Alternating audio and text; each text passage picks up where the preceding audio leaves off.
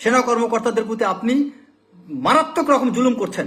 Stop all this nonsense, এগুলো বন্ধ করেন আপনি। আমি যদি সত্যি কথা এই মুহূর্তে আমি যদি পুলিশ অফিসার হইতাম বা কোনো থানার দায়িত্বে থাকতাম, আপনাকে আমি অ্যারেস্ট করতাম। কারণ আপনি পরিস্থিতি খারাপ করছেন, আইন শৃঙ্খলা পরিণত অবনতি ঘটাচ্ছেন আপনি। বাংলাদেশের মানুষ আইন অনেকে জানে না বিধায় আপনারা এই কিছু আইনজীবীরা আপনারা কিছু সুযোগ নিতে পারছেন। আর বাংলাদেশের আবেগপ্রবণ জাতি, তাতে ধুমধাম কিছু কথা শুনলে, আওয়াজ শুনলে, একটু কিছু ইংরেজি ব্রিটিশ অ্যাকসেন্ট শুনলে তো আরো পাগল হয়ে যায়। এই জাতির সমস্যাটা হচ্ছে তাদের মন ছোট, যে কারণে তারা অনেক ক্ষেত্রে আপনাদের মতো মানুষ তাদেরকে মাতাল বানাইতে পারে বক্তব্যের মাধ্যমে। আমি তো দেখি না যে আপনার এই কোন ইম্প্যাক্টফুল কোনো কিছু আপনি করছেন। I never see. সুন্দর বক্তব্য দিচ্ছেন, সো হোয়াট? আপনার কন্ট্রিবিউশন কি আমার কন্ট্রিবিউশন কি ভাই? এই বাংলাদেশে গত 25 বছরে I have enough contribution I have. আপনার কি কন্ট্রিবিউশন বলেন? কয়টা রাত জেগেছিলেন? রাতের পর রাত জেগে আমরা অপারেশন করছি। আপনি কি করছেন? তত্ত্বাবধায়ক গভর্নমেন্ট আমলে চাইলে কোটি কোটি টাকা কামাই করতে পারতাম, এখনো তো ঋণ করে চলি। আপনার তো এত ননির পুতির মতো আমরা চলি না ভাই।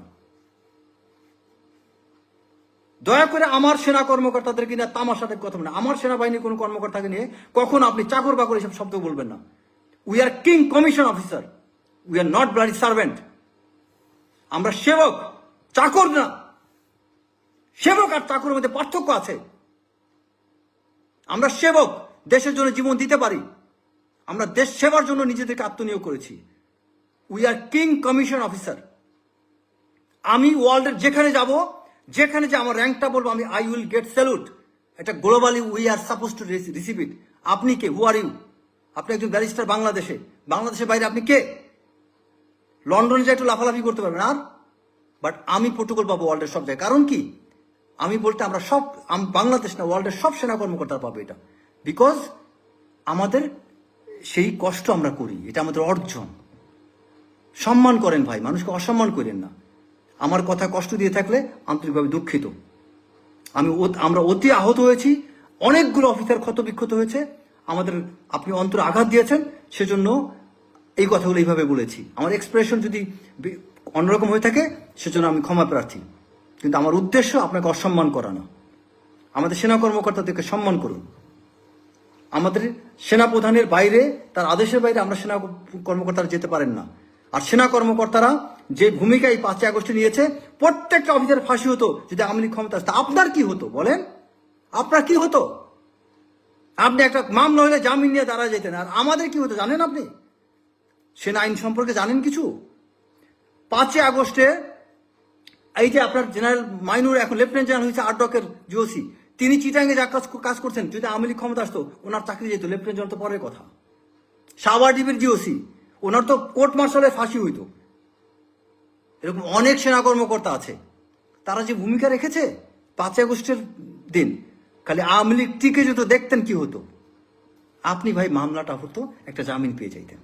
আমাদের সেই অবস্থার হইতো না ভাই। গত 15টা বছর আমরা সেনা কর্মকর্তা কি দিয়ে পার করেছি এটা আমরা জানি ভাই। অন্তরের মধ্যে ভালোবাসা তাও রেখে দিয়েছি দেশের জন্য, বিগড়ে যায়নি। যেই দেশে সেনা কর্মকর্তাদেরকে জঙ্গি বানানো হয়, সেই দেশে সেনা কর্মকর্তাদের নিয়ে কথা বলতে লজ্জা করে না আপনাদের? যে দেশে সেনা কর্মকর্তাদেরকে জঙ্গি নাটক বানায় জঙ্গি বানানো হয়েছে আওয়ামী লীগের সময়, যে আওয়ামী লীগ সেনাবাহিনী মেরুদণ্ডটাকে তছনছ করে দেওয়ার জন্য এমন কোনো চেষ্টা করে নাই, তারপরে যে সেনাবাহিনী এতটুকু করতেছে ভাই, নফল নামাজ পড়েন, এটা শুকরিয়া। কি তারপরও সেনাবাহিনী এই অবস্থায়? আমাদের সেনাবাহিনী ধ্বংস করার পরিকল্পনা করা হয়েছিল, ধ্বংস হয়নি আলহামদুলিল্লাহ। এটা আল্লাহর রহমত ছিল, কারণ আমাদের অনেক সেনা কর্মকর্তা, দেশপ্রেমিক সেনা কর্মকর্তা আছে যাদের দোয়া আল্লাহ তাআলা কবুল করছে, যে কারণে আল্লাহ তাআলা সেনাবাহিনীকে ইন্ডিয়ার কাছে বিক্রি হইতে দেয়নি। সেনাবাহিনী গলে পচে যায়নি, পচে গলে শেষ হয়ে যাওয়ার কথা ছিল, সেনাবাহিনী পচে গলে যায়নি। এটি অনেক বেশি, এটি আমাদের ভাগ্যের বিষয়। সেনাবাহিনী এখন খুব ভালো অবস্থা না থাকুক, পচে যায়নি, এটাই ভাগ্যের বিষয়। কারণ শেখ হাসিনা তো এটাকে একটা পুরো ইন্ডিয়ান বাহিনী বানাতে চেয়েছিল, তাই তো হয় নাই ভাই। সেই সেনাবাহিনীর প্রতি এত এক্সপেকটেশন কেন রে ভাই? একটু এনকারেজ করেন। আর আপনি আপনার পলিটিক্যাল ভিশন নিয়ে ওইটার সাথে আপনি সেনাবাহিনীকে ব্যবহার করেন না। কারণ ইলেকশন না হইলে আপনার লাভ, আপনার ছোট ছোট দল যারা আছে না, তাদের অনেক বেনিফিট। যারা পলিটিক্স বুঝে না তারা বুঝে না। আমি পলিটিক্যাল সায়েন্স নিয়ে পড়ছি, আমি বুঝি, কম বেশি পলিটিক্সের সাথে সম্পৃক্ত।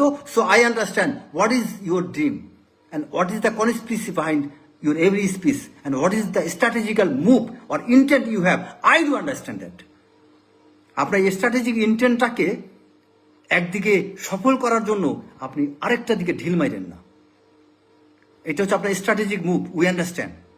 কারণ ইলেকশন না হইলে আপনাদের লাভ আছে, আপনার ছোট ছোট দলগুলো অনেক লাভ করতে পারবে। হ্যাঁ, আওয়ামী লীগ নিষিদ্ধ করার কথা বলতে পারেন, সেটা সেনাপ্রধানকে নিয়ে আপনারা বসেন, আলোচনা করেন, সেনাপ্রধানকে বলেন যে আওয়ামী লীগকে নিষিদ্ধ করেন, আওয়ামী লীগ নির্বাচনে আসতে পারবে না। আলোচনার রাস্তা এখনো খোলা আছে, বহুদিন পরে আছে এখনো। কিন্তু আপনারা এরকম গালিগালাজ করবেন কেন? কি সব কথাবার্তা আপনি বাজে শব্দ স্ল্যাং ইউজ করতেছেন সেনাবাহিনীকে নিয়ে। সবাই ভালো থাকবেন, আসসালামু আলাইকুম। আমার আবেগটা বেশি প্রকাশ হয়ে গেলে এই জন্য দুঃখিত। আমি সত্যি কথা, আমি খুবই ক্ষুব্ধ ছিলাম। এক পর্যায়ে আমি নামাজ পড়ে, কোরআন শরীফ পড়ে নিজের ধৈর্যকে অনেকটা সামলানোর চেষ্টা করেছিলাম, বাট খুব খারাপ লাগছে। আমার ব্রাদার অফিসার, আমি জানি তারা কি কষ্ট করছে। সো আমার ভাইদেরকে নিয়ে আপনি এইভাবে কথা বলবেন, এটা তো মানবো না। ভালো থাকবেন, আসসালামু আলাইকুম।